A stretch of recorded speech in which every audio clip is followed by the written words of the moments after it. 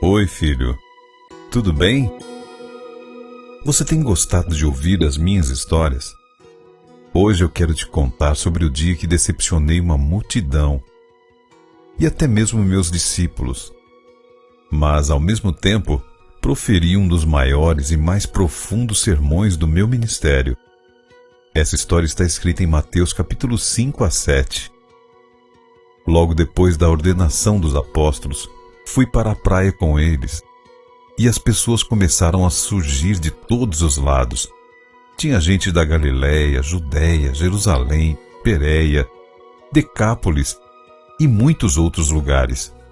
Por algum motivo, muitas pessoas estavam na expectativa de que eu fizesse uma declaração sobre a instauração do meu reino. Esse desejo fazia parte do senso comum, pois o povo estava farto do domínio romano e havia escribas e fariseus que aguardavam o dia em que possuiriam as riquezas deles. Por alguma razão, as pessoas estavam esperançosas de que, enfim, seriam honradas ante as nações e que Jerusalém seria proclamada sede do reino universal. Eu entendi o que ia no coração de muitas daquelas pessoas que realmente viviam na miséria.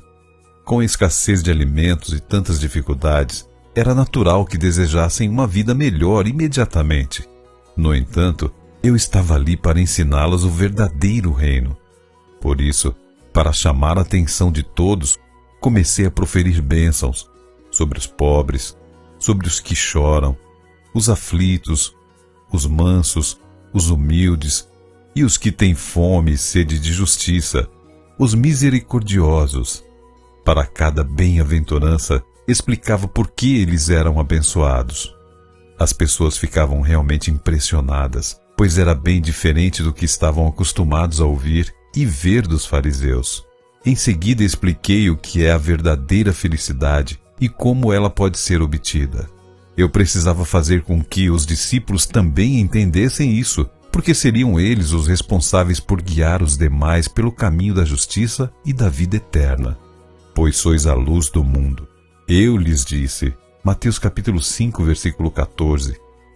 Os judeus pensavam que a salvação era restrita a eles, e ao falar da luz do mundo, deixava claro que a salvação era, e ainda é, para todos. Era preciso falar da lei, mas não simplesmente abordar mandamento por mandamento. Eu sabia que havia espiões entre aquelas pessoas, prontos para pegar trechos isolados da minha fala e, mais uma vez, me acusar de não cumprir os mandamentos. Eu lia seus pensamentos. Por isso, fiz questão de ressaltar a integralidade da obediência à lei, deixando claro que nada dela deveria ou poderia ser removido.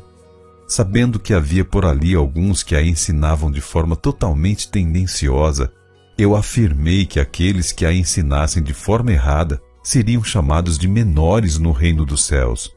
Aprofundei-me nos mandamentos, mostrando quão vasto é o alcance de cada princípio.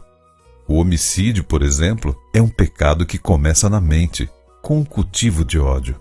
E quem odeia, aborrece a Deus. Esse foi um assunto sensível, pois judeus nutriam um forte sentimento de vingança contra os romanos. Então, ensinei que quem estivesse em contenda com alguém deveria, antes de ofertar, reconciliar-se com tal pessoa. Depois de todas essas coisas, tive a oportunidade de explicar, mais uma vez, sobre o reino que é regido pela obediência à lei. No entanto, fiz isso de forma cuidadosa e amorosa, sem ataques ou condenações. Foquei em explicar as condições para fazer parte do reino, permitindo que cada um refletisse. Em resumo, filho, neste sermão extenso, e que eu penso valer a pena ler com calma, afirmo que o ideal de caráter era e é se parecer comigo.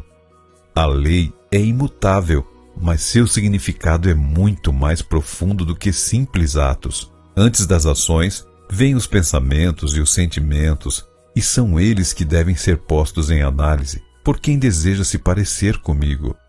Se você quer viver em um mundo melhor em breve, esse sermão é tão atual quanto no dia em que o apresentei. Pode ajudá-lo a entender as condições de acesso ao reino. Até amanhã.